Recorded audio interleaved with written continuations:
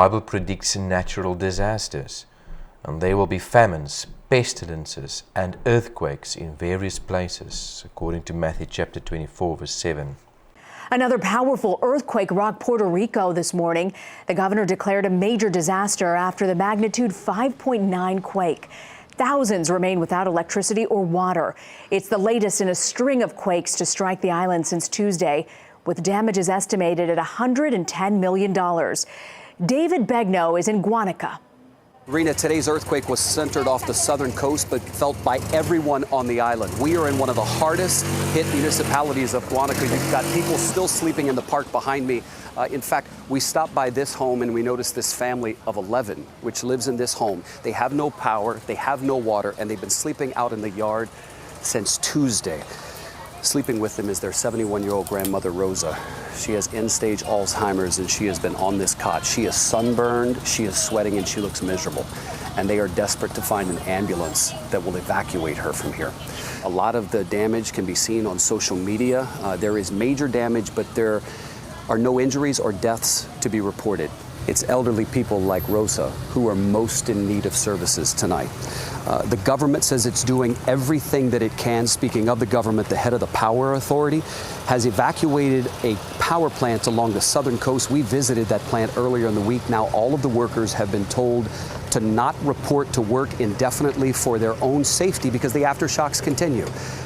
As Rena said, the governor has asked the president to sign a major disaster declaration. If that happens, people here will get things like temporary housing, they'll get help with permanent housing, and they might get some peace of mind. Can you imagine living for the last 14 days with an earthquake happening several times every day?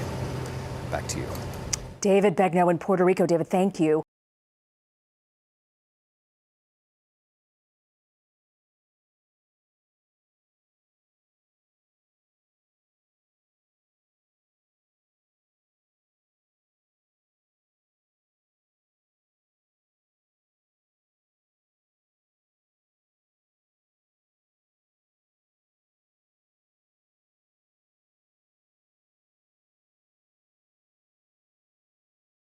Yung buong Volcano Island at least, no? Yung buong Volcano Island po yun. Volcano Island.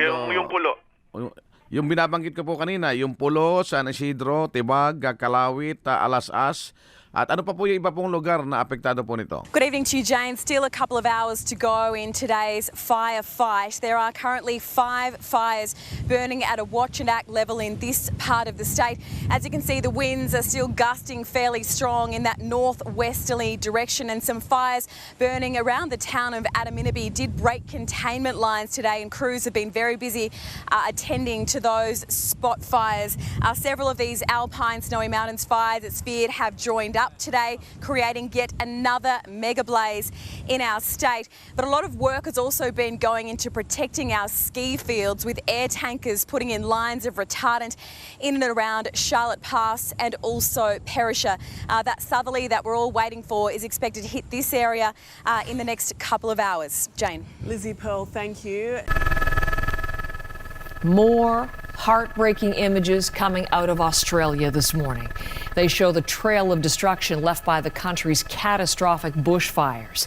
Amid the rubble, some rain and even some relief for people in the hardest hit areas. Temperatures in some cases have plunged today from the high 40s to the low 20s. A brief respite that is allowing some evacuees the chance to return to their homes. For some, it is an absolutely devastating sight.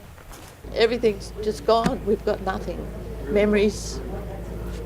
Maybe find a shovel or something in the shed or something, but that's about all we'll have.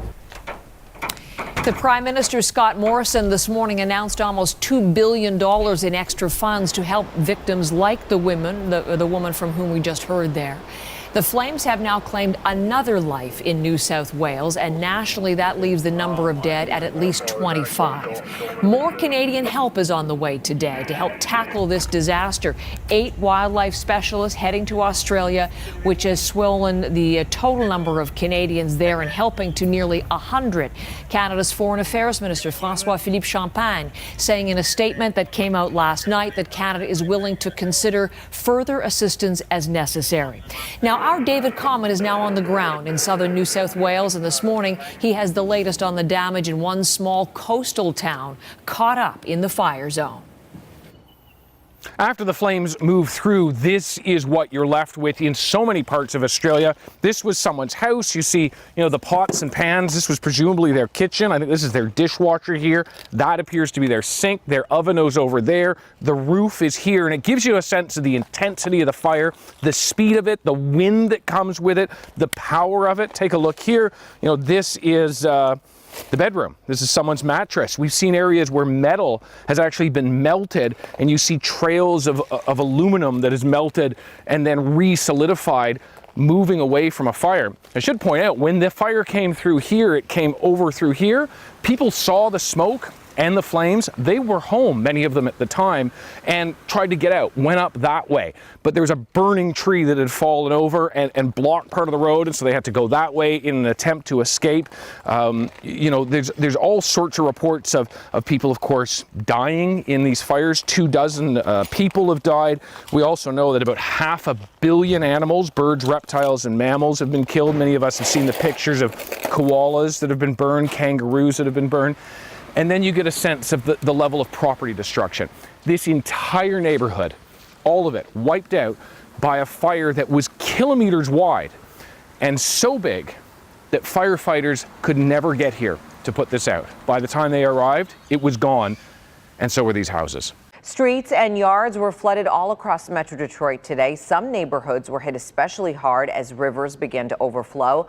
Priya Mann continues our team coverage tonight. She's in Dearborn Heights, and Priya, neighbors there we know are used to the flooding. Yeah, unfortunately, this is a reoccurring problem. I'm on Madison Street where these barricades are up on multiple roads in the area, and that's because of all of this flooding. Now, Ecorse Road is just behind me over there. It's flooded backyards in the area. Neighbors, of course, are worried about all of this standing water as this weather system continues to change overnight. Yeah, it gets pretty nasty back here. As heavy rain pelted Metro Detroit, the Ecorse River flooded backyards in Dearborn Heights. Does quite a bit of damage. All the plants and everything I plant destroyed. Everything gets demolished. Many homeowners said their basements were still dry Saturday, but were taking precautions in case things changed. I'm trying to get everything off the ground, everything as high as I can, take my cats, load them up, get out of here, come back. Yeah, let's take a look at this. This is raw video coming in that I haven't even seen this yet. They were getting video of the heavy rain and wind. Look at that. Okay, did you see that? That was a piece of the roof. There you go.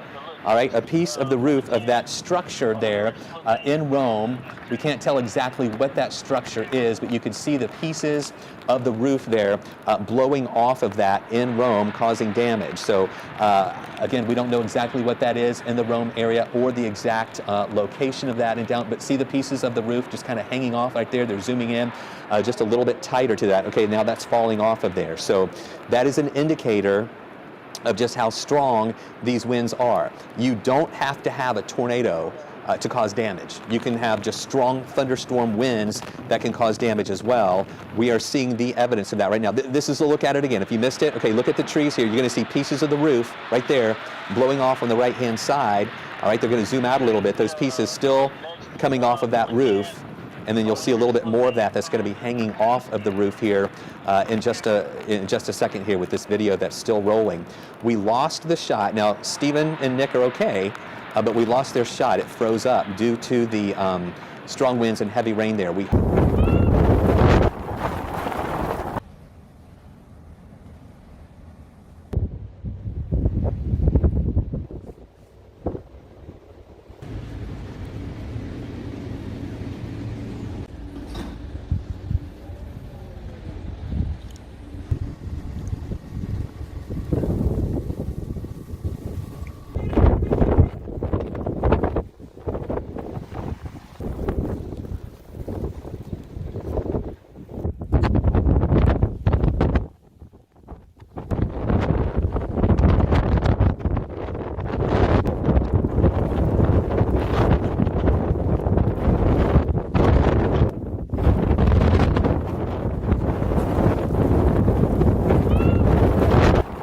To Vancouver now, where residents woke up to a messy commute.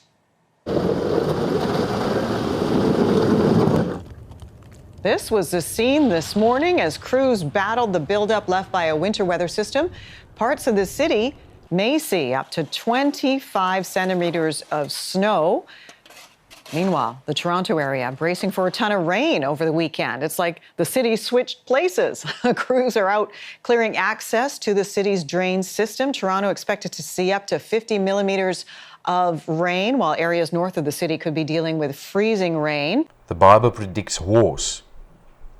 According to Matthew 24, verse 7, the Bible says, "For nation will rise against nation, and kingdom against kingdom." Coverage for you tonight. Benjamin Hall live on the ground in the Middle East. Howard Kurtz examining the media's spin on the U.S.-Iran showdown. But we begin with correspondent Leland Vittert and that exclusive look inside the U.S. airstrike that took out Soleimani. Good evening, Leland. Evening, Shannon, to you. And we're learning a lot more about that operation from the beginning to the end that resulted in the death of Qasem Soleimani. It went far beyond a drone strike and included U.S. Army Special Operations soldiers on the ground that actually followed his convoy. This is a picture of the aftermath obtained by Fox News from a member of the U.S. government. The Special Operations soldiers were following Soleimani's convoy from the Baghdad airport and about a half a mile behind when the missile from the Reaper drone hit. They were on the scene within a minute or two. Immediately following the drone strike, they did what in the business is called a bomb damage assessment and took pictures of the scene, along with confirming that the drone got the right car and Soleimani was dead. Many of the pictures we have obtained include graphic and close-up pictures of the Iranian general's body. We're not going to show you those tonight. They're simply too gruesome. He is missing limbs and is grossly disfigured. A source who both served in Iraq and saw the pictures noted that Soleimani died in much the same way the Americans he killed died. This picture is taken from the other direction, showing Soleimani's body burning next to the car. We have blurred the body. Our source indicates the American assets dragged the body from the scene, put the fire out, and then identified the Iranian general. They took pictures of Soleimani's possessions, including poetry books, 2 of his weapons, both a pistol and assault rifle, along with wads of cash, including Iranian currency with the face of the Ayatollah. Ordinarily, his cell phone and other electronics would be taken for forensic analysis to see who he was talking to. However, as you can see by the charred remains of a phone in the upper left-hand corner of this picture, the Hellfire missile and ensuing fire made that impossible. And to quote Senator Mike Lee, if you see a wounded veteran missing a limb or who is seriously disfigured, the odds are pretty good that they were wounded by an IED that was designed and deployed, Shannon, under the direction of General Soleimani. Now, for his first interview since the attack, Vice President Mike Pence. Mr. Vice President, thank you so much for joining us. Thank you. Good to be with you. Iran's supreme leader called the attack a slap in the face. But are you worried a punch in the gut may be around the corner? Well, I think the American people can rest easier tonight, thanks to the leadership that President Donald Trump provided and the extraordinary and courageous professionalism that our military demonstrated over the last several weeks. Despite missile attacks yesterday, again, because of the professionalism of our military personnel and their preparedness, there were no American casualties, no Iraqi casualties, and our information as of this afternoon continues to be that Iran is standing down. I heard that, and the president saying that Iran is standing down. But how concerned are you that Iran is now going to begin a covert war? Well, we're dealing with a country that's been the leading state sponsor of terrorism for more than 20 years. And so we'll continue to be prepared. We'll continue to confront Iran in the way that President Trump has done since early in this administration. So what is the strategy in Iran? And is regime change the ultimate strategy? We don't seek regime change in Iran, but we want to see the regime change its behavior.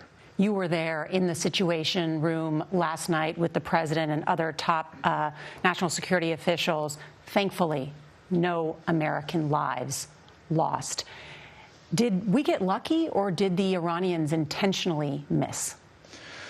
Well, let me say that the fact that no American lives were lost was a great relief, I know, to the president, to myself, to our entire national security team, as it is to every American. Were we warned in advance? We had received intelligence over the previous several days that there may be attacks coming. We heard the threats. The world heard the threats from Iran. We moved forces. We provided the level of force protection at the president's direction. And in a very real sense, we had the early warning systems that allowed us to move Americans and our allies out of harm's way. But look, the American people deserve to know, while the missile fired at the Erbil base landed off base, the missiles that struck al-Assad struck the al-Assad air base and it clearly threatened American lives. And we are grateful there were no lives lost, but all the credit goes to our military and to their preparedness for this event. I think the question that many Americans would want me to ask is, does the threat still exist from Iran?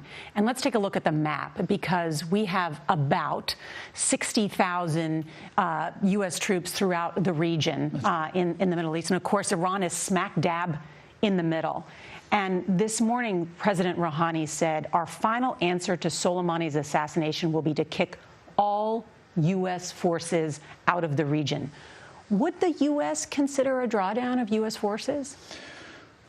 Well, from very early in his campaign for president and through this administration, President Trump has made it clear that we don't want American forces deployed anywhere in the world other than what's absolutely necessary. But we recognize the strategic importance of the forces that are deployed today in Iraq, and frankly, all across the region. Following an admission from authorities earlier in the day, Iran's Revolutionary Guard has said it was human error that led to a Ukrainian jetliner being shot down. They say the flight was close to a sensitive military area and resembled a hostile target. The missile operator had 10 seconds to decide. He could have decided whether to strike or not to strike, and under such circumstances, he took the wrong decision. None of the armed forces were trying to keep this a secret, but ultimately, it was a mistake, and we're sorry for that. The aircraft was hit as tensions between Washington and Tehran reached a climax following a U.S. drone strike that killed Iranian General Qasem Soleimani. Iran's president tweeted his condolences for those killed in the crash. The Islamic Republic of Iran deeply regrets this disastrous mistake. My thoughts and prayers go to all the mourning families. I offer my sincerest condolences. Up until now, Iran had denied that a missile was responsible for the crash. That position had been questioned by the US and Canada. Following the admission, Prime Minister Justin Trudeau said that closure and accountability were needed. On Twitter, Ukrainian President Volodymyr Zelensky said he expects a full admission of guilt by Iran, as well as compensation to be paid and for those responsible to be brought to justice. Let's begin with Benjamin Hall, who has the latest. He is reporting live from the Middle East, from Amman, Jordan, and also about those protests. Hi, Benjamin.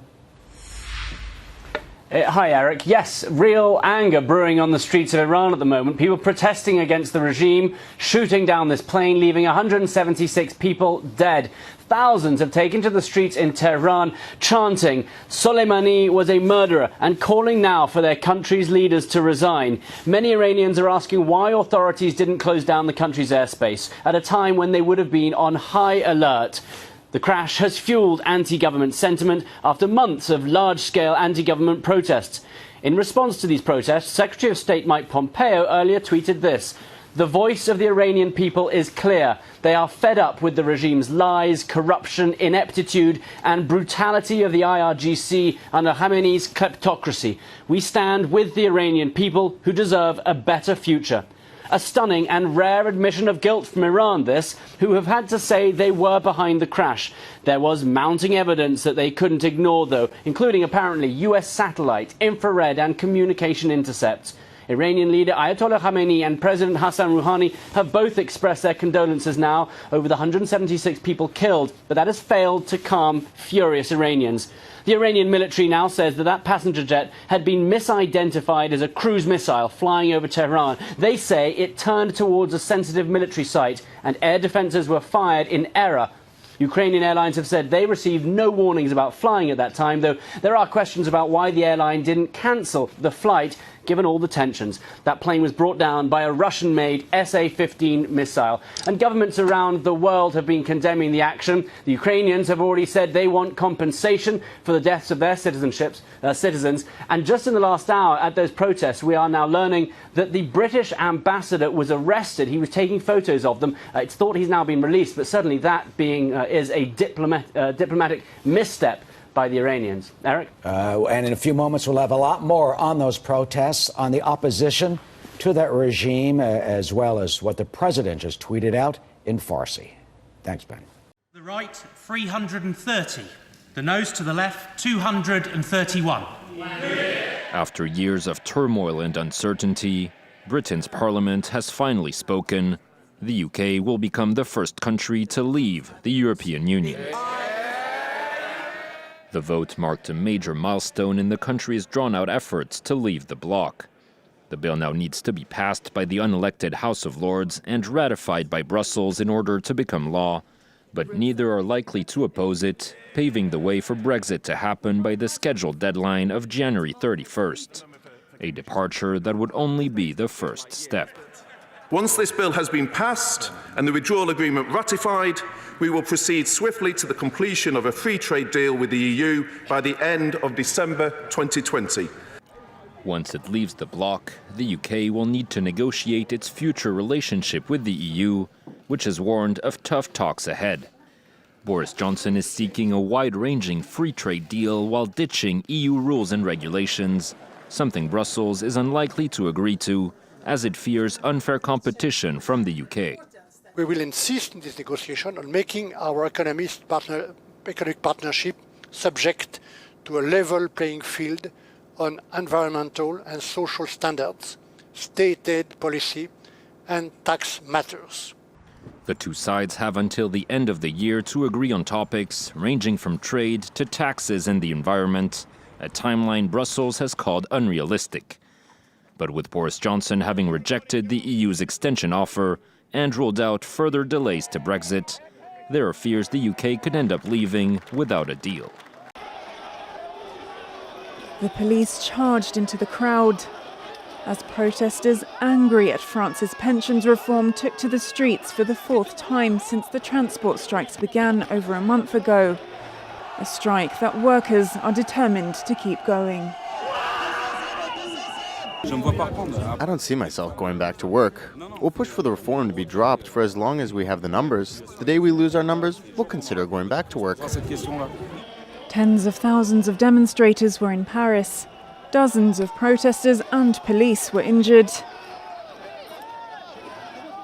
Tyres were set on fire, and the crowd was tear-gassed. In the northwestern city of Nantes, there were similar scenes. Crowds were subject to water cannon and tear gas. Protesters defended themselves from pepper spray with umbrellas. For them, the stakes are too high to stay at home. We have a reform that turns the French social model upside down. And so we know that everyone will lose out with this reform, especially those who have the least means, those without steady work, and women.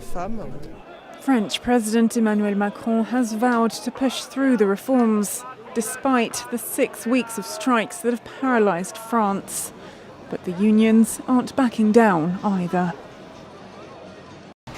The woman that wants to rule over Taiwan for another 4 years. President Tsai Ing-wen and the Democratic Progressive Party are hoping for a successful second-term bid. As the self-governing island heads to the polls, taking center stage is its tumultuous relationship with China. I hope every citizen can come out and vote. You should exercise your rights to make democracy stronger in Taiwan. I hope the voting process will be able to go smoothly today. Thank you, everyone. Tsai Ing-wen has championed herself as the guardian of liberal values. This to the dismay of Beijing, who want the Taiwanese government to agree to be part of China, which Taiwan has repeatedly refused to.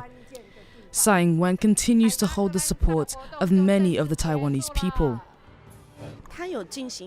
She has pursued some reforms. For example, the reforming of a pension system that was inadequate. Lots of governments would not dare to do this kind of reform. Tsai's main contender, Han Kuo-yu, his Nationalist Party wants to overturn the DPP's 113-seat majority in parliament. Often criticized for being too cozy with Beijing, the 62-year-old wants to boost ties with China, and some welcome a change. The government hasn't thought through their policies enough. There are lots of people that are there that shouldn't be. They're not capable. Taiwan's future hangs in the balance as votes are being counted and results are expected to be released throughout the day. Taiwan counts many supporters of the Hong Kong protests. Conversely, Hong Kongers who support the pro-democracy movement have taken a keen interest in the island's presidential campaign. The opposition Kuomintang party is traditionally in favor of closer relations with the government in Beijing, who ultimately would like to take over the territory using the same formula than in Hong Kong. I hope the Taiwanese people would look through the parties and rethink their position with China and do not support the party that would sign peaceful agreement with China, because as you can see, one country, two system is a total failure in Hong Kong. Also at stake in this vote, the fate of Hong Kong asylum seekers in Taiwan. This foundation assists them, partly by gathering donations from the former British colony. They send many clothes, chocolates, and scarves to encourage them. This lawyer is counting on a victory for the party in power, the Democratic Progressive Party, who is more likely to improve the legal framework for refugees. The law isn't clear. We hope the government will be able to move in a clear and strong direction that sets the basis for them to peacefully arrive in Taiwan. The Bible predicts the Antichrist before the second coming of Christ.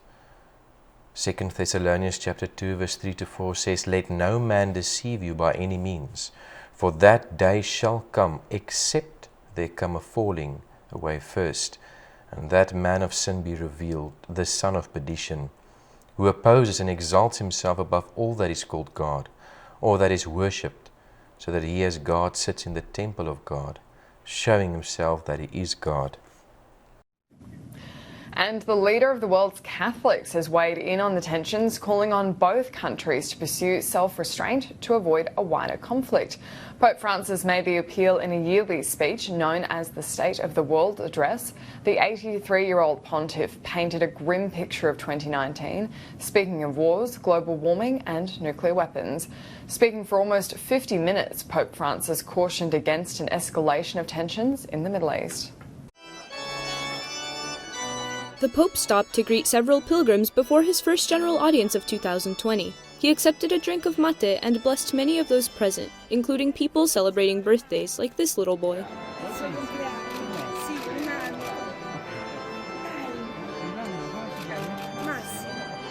During the catechesis, he recalled the episode from Acts of the Apostles in which the boat in which St. Paul was traveling sank. The shipwrecked made it to Malta. There, the inhabitants took care of them. Pope Francis emphasized 3 points. First, that St. Paul didn't lose his faith despite the hardships. Second, that God used that faith to perform a miracle, allowing St. Paul to survive a viper bite. Lastly, the Pope underlined the hospitality of the people of Malta. I maltesi sono bravi, sono miti, sono accoglienti. Da quel tempo, dice la storia, che da quel momento non ci sono vipere in Malta. La benedizione di Dio e l'accoglienza di questo popolo tanto buono. Pope Francis commented with admiration on St. Paul's faith in God. He was never discouraged in front of the difficulties he faced. He said his behavior and that of the people of Malta, who welcomed the shipwrecked travelers, are examples to follow. Chiediamo oggi al Signore di aiutarci a vivere ogni prova sostenuti dall'energia della fede e ad essere sensibili ai tanti naufraghi della storia che approdano esausti sulle nostre coste, perché anche noi sappiamo accoglierci con questo amore fraterno che viene dall'incontro di Gesù. È questo che salva dal gelo dell'indifferenza e della disumanità.